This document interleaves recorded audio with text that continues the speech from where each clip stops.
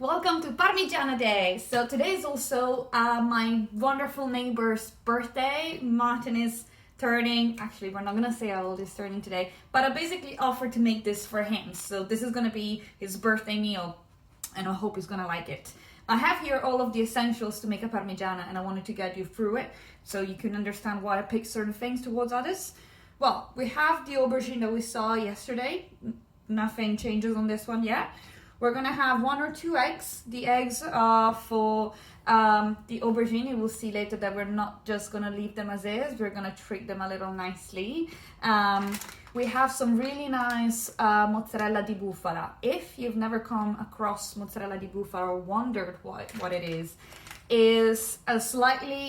it's a better version of the normal mozzarella because the bufala milk has been used. A bufala is a type of cow in Italy and generally around the Naples area. This is where this is famous from and what they use in pizza there. The quality is superior, so it's gonna be delicious inside this dish. Of course, the star of the show is also Parmesan, so you will need a lot of this, grated fresh in the moment, not in advance. Cherry tomatoes, I like to add a few fresh ones just to add a little bit of crunch of the tomatoes inside the sauce as well. Keep them on the vine. If you buy them, they're just gonna stay fresher for longer. And of course we have some actual chopped tomatoes in a can. This is a portion for 2, so double it up if you're a family of 4. We will need also a little bit of flour again for the aubergine. And last but not least, we have our basil. As you can see, I grow my own plants and my own herbs. And this is because when you have the fresh one, you know, with herbs, if you cut them and buy them already chopped, they've already lost 50% of their flavor and their goodness.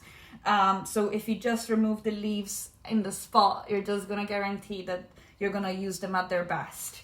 What else? Oh yeah, some garlic and a scallion or a shallot, depending on how you wanna pronounce it. I don't know which one's best. Generally garlic will just be fine. This is for the sauce. There's many different types of sauces that you can make, you know, little twists to it. I'm gonna go with a fairly basic one today, but I still like to add some shallot simply because it adds another layer of flavor, which makes it even tastier rather than just sweet, which is what the tomato and the garlic on their own would do. Right, so first step will be making the sauce so we can let it rest while we'll prepare everything else. Step 1, here we come. These. That's it. Smashed.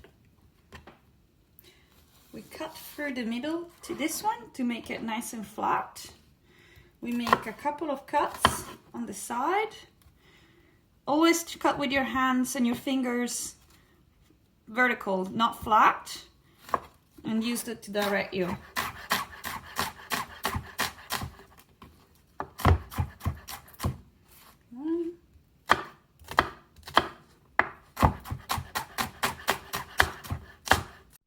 Okay, we have chopped our tomatoes, just crushed the garlic and chopped the shallot. Now we have a pot where we're gonna put some oil. The oil is warming up and it's not a really expensive olive oil. This is extra virgin olive oil, but we can use that for frying. If you have a very nice extra virgin olive oil, do not use it for cooking. We have started our sauce. The garlic is already in the oil, sizzling nicely. When you see that the garlic is starting to get a little color, it's time to put also the scallion, which I like to add because it adds an extra flavor, but it's not essential. If you don't want the scallion, don't add it. I like to go a little overboard.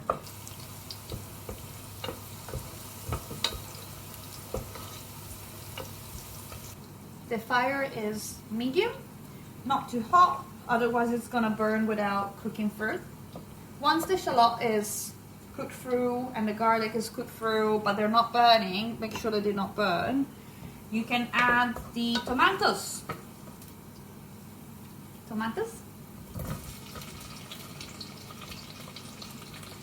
So these are going to start getting slim very fast. If you are anal retentive like I am and a little bit obsessed You will notice that once they're cooked, the cherry tomatoes will separate from their skin. If you can be bothered, you can spend some time removing some of these skins so that when you eat it, you do not taste like the texture is nicer. You don't get that in between your mouth because usually it's not the best. I'm not really gonna care much today because it's just a couple of cherry tomatoes. It's not a big deal. Just cook through a little bit so that they start to release some of their water, but I want them to stay a little crunchy, so I'm adding the sauce now while they're still whole, so they're gonna cook together with the rest of the sauce rather than they're on their own. This is the base. We just need to put salt, spices, and well, spices not necessarily, but herbs. We're gonna use basil in this one. But before we do any of that, all we need to do now is let it rest and cook very, very slow. So, lid. Where's the lid?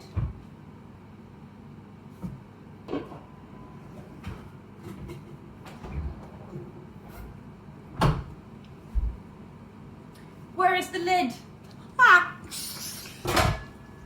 Found it! We got the lid. It smells amazing already, and there is no salt, no nothing in it. So I'm pretty pleased already as is. Salt wise, use salt crystals or rock salt. Is a lot better for big recipes or when you make sauces. Do not just use the fine salt. We're gonna put the basil in, which is right here, for last. Reason being, herbs are always at best when they are chopped and added last minute. So ideally we will add it right at the end to the sauce. It will go in and give the flavor, but then we will also add some at the very end when the Parmigiana is actually cooked. We can put a little bit on top just so you can smell it right before you eat it, which is, you know, I like to think that when you eat something, your eyes need to be happy, your stomach needs to be happy, and your environment needs to be happy, and your sense of smell. So I'm trying to always tick all of these boxes whenever I can, and that usually means that you're gonna have a beautiful eating experience. Right, this has been bubbling up for about 10 minutes now. I've already added some salt to taste. That will be up to you how salty you like it. My suggestion is be careful, start with a little amount. You can always add it. The thing is, you cannot take it away once it's there. So take it easy on the salt. And then another trick, because it will see that the sauce will bubble up and it's gonna look like it's gonna get a bit dry if you're not careful, right? And you want this to cook slow. So have a kettle of hot water ready and just literally just put in little drops at a time, not a lot. You see, just a little bit, just so you can ensure that it maintains a certain humidity when you cook it. The cherry tomatoes that we've put in will also help because they will release their own water and get softer while still maintaining the piece and the shape, hopefully. Oh yeah, another thing that you can do that is important about tomatoes is the acidity. There are a few tricks to remove the acidity from a tomato sauce. I have 3 that I can share with you, and it's up to you which one you want to use. You can combine them all 3, which I wouldn't recommend, but you can also just use 1 or 2 of them. One is use sugar. A little bit of sugar, brown or white sugar, added to it will help soften the acidity of the tomato. Another option, if you like dairy, you can add a little bit of butter and or a little bit of milk, a little touch of milk. I'm not adding the milk and the butter here because I want this to be a completely dairy-free sauce, and just the oil is enough to give them the right flavor to it. And so I'm just gonna add a little bit of sugar, just a little bit. That's it. Very, very small amount. Trust me, it makes a difference. While the tomato sauce is cooking, I've put it on the side in a smaller hob. We can start looking after our aubergine. Let's talk about this aubergine for a moment before my phone collapses, and it looks like it is still collapsed. let's talk about this for a moment. There are different ways that you can do a Parmigiana. Remember, this is a layered dish. So you will have layers of aubergine, so sliced. Some people like to just chop this into discs and leave them as is and layer it into the dish. Some people, like me, like to peel this first. The reason why I peel it is because once the skin is cooked, it just gets stuck in your teeth. It's worse than the tomato skin. And I don't like to be annoyed during my eating process. I want everything to just be smooth and like just delicious in my mouth. And I always felt like the aubergine skin is not my best friend. So I'm going to peel this and then slice it. Which kind of width? That's also up to you. I like my slices quite thin because I will fry them afterwards, and that means I have more discs. When they're thinner, they get a little bit more flavorful. They're less steaky. They're just, delicious mini fritters of aubergine, let's say. So that's also up to you. If you want thicker slices, you can have a 1 centimeter slice. Aubergine is now peeled. We're gonna slice it.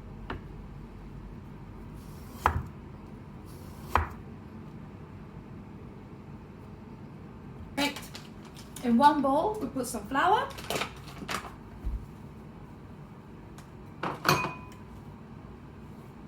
And in another bowl, we start with 1 egg.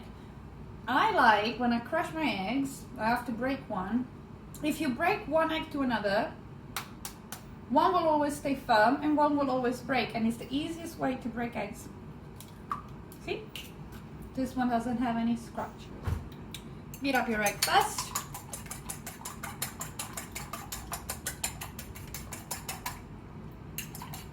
I will definitely need 2 eggs.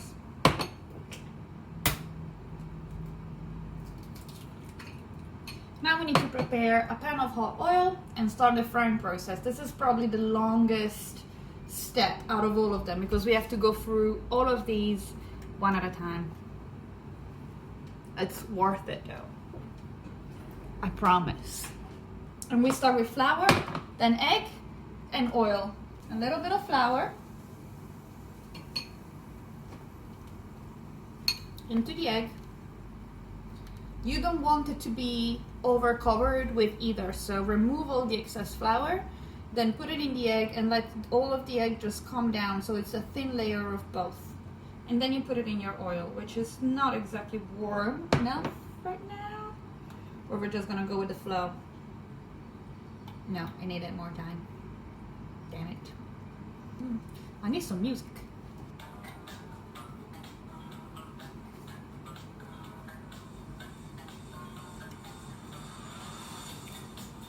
Warming up.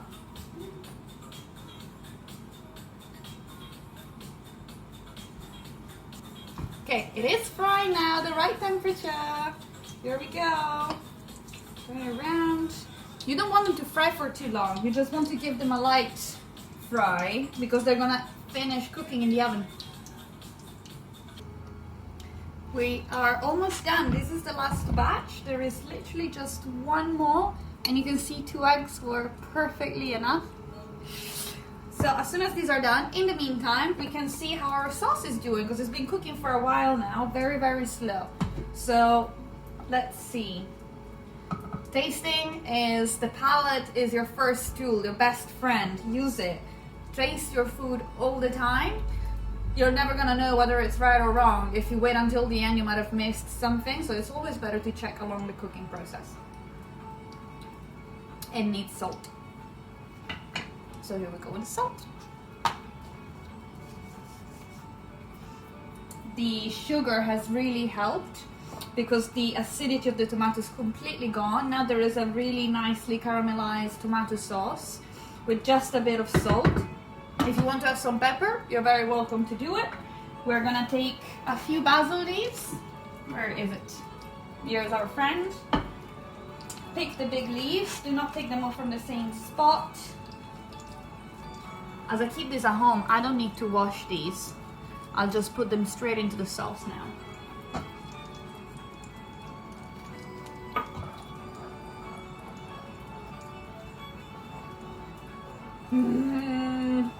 So good. Action? Yes.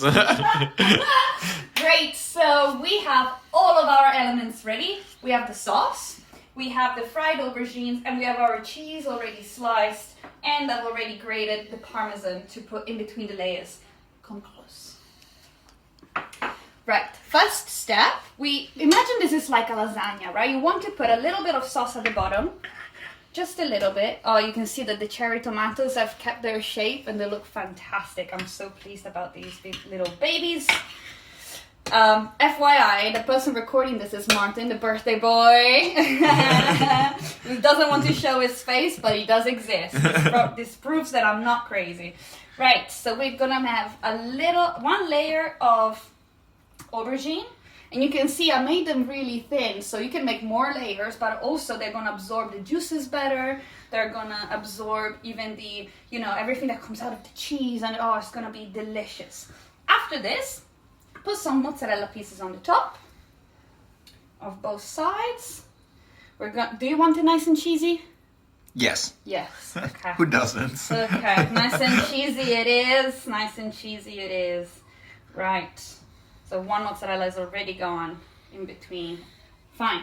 And then we're gonna have another layer of tomato. Oh my God, 2 spoons over here. 2 spoons over there. Oh my goodness, this looks amazing and it hasn't even cooked yet. The fact that we have fried the aubergines in advance instead of leaving them raw means that when this goes into the oven, it will literally only need time enough for the cheese to melt and bubble up instead of needing a whole hour or 40 minutes in the oven because, the aubergine is raw. So that's a tip. Bit of Parmesan in the middle. Yum, yum, yum, yum, yum, yum. Do you want a lot of Parmesan, my love? I'll take as much as you want me to. I'll take all the Parmesan. Fine. Then another layer, and I think we can only manage about 2 layers in here. So I'm gonna put some nice, oh my God, this is gonna be good, you know that, right? Oh, it looks amazing. This is gonna be delicious. Right, I'm picking the thin slices, but the big ones, right? I'm gonna put even more in the corner. I'm gonna break it up and just put it on the side so we have even more of it. Right. Final layer, actually no, cheese first. Cheese, cheese, cheese. Cheese, cheese.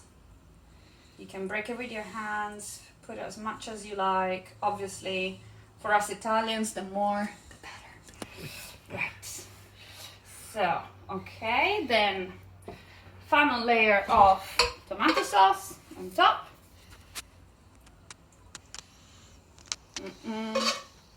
One here and one there. Oh my God.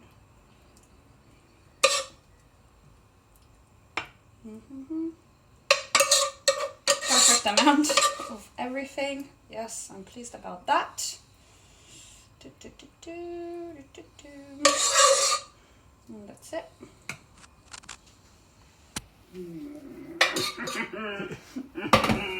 Right, and then we have a bit more Parmesan. You can put it all the way on the top.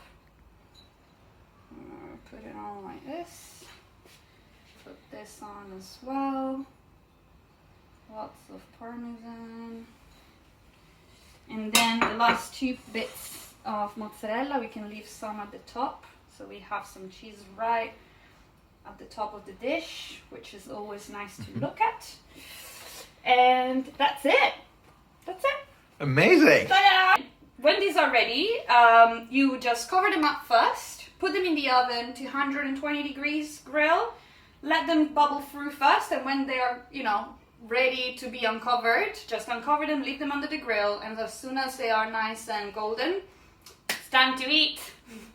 Go eat. They have been cooking for 25 minutes. We're ready to take them out.